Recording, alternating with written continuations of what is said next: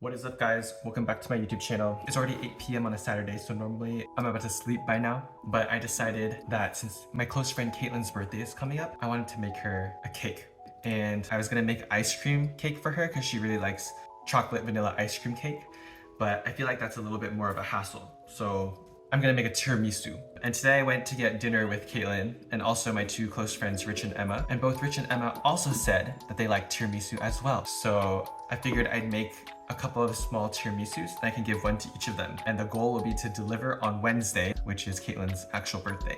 Emma is gluten-free, so I'm going to make a chocolate biscuit recipe and replace the all-purpose flour with gluten-free flour. And then we'll see how it goes. So the way this biscuit works is I have to make a meringue with egg whites and sugar, and then I have to whip egg yolks and sugar until ribbon stage, fold those two together, and then sift in the dry ingredients and fold those in as well.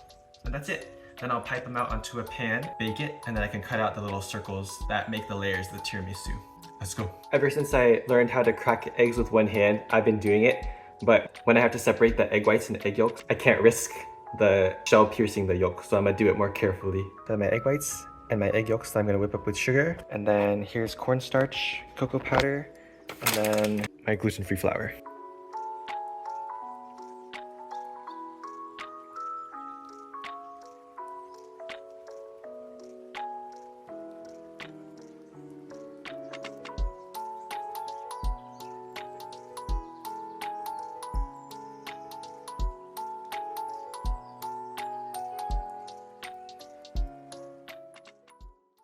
Okay, that was a little bit stressful. At some point I tried to pour and then even it out with an offset spatula, but like even when I try it like that, it ends up being thicker in some places and thinner in others. So I figured like piping it would just be easier to have a uniform thickness all the way throughout. But I'm a bit worried that it's still a bit on the thin side.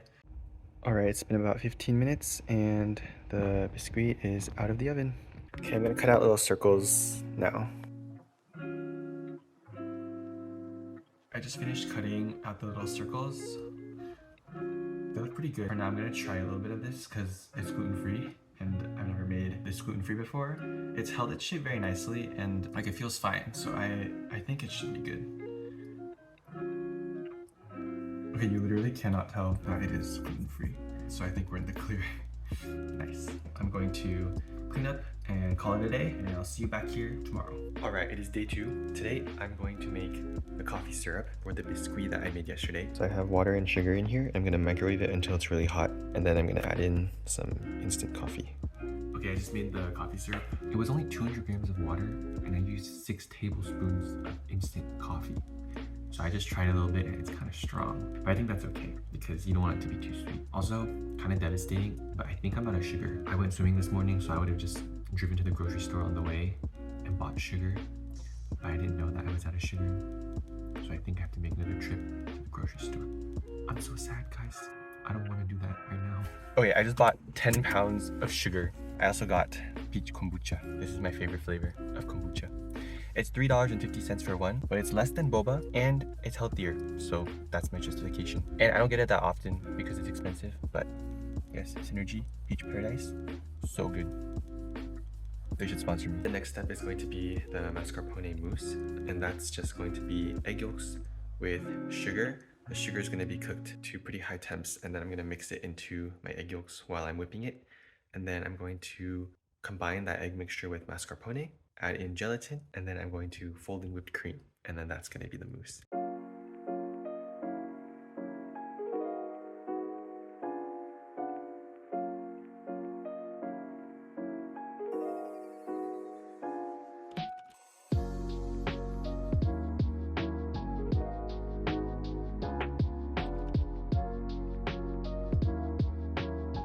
So in the past, when I would make tiramisu, to do the coffee syrup, I would take like a brush and then brush coffee syrup onto each of the cake pieces.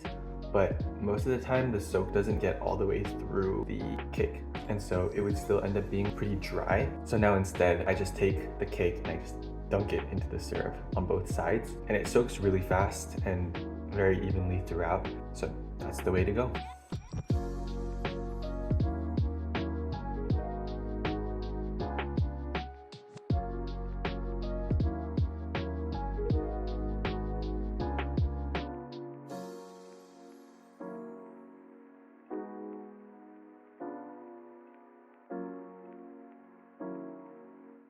we're going to demold a tiramisu today. And then on Wednesday, I will do another batch for Kaitlyn. But Kaitlyn, if you are watching this, happy birthday! And I hope you enjoy your gift and the tiramisu.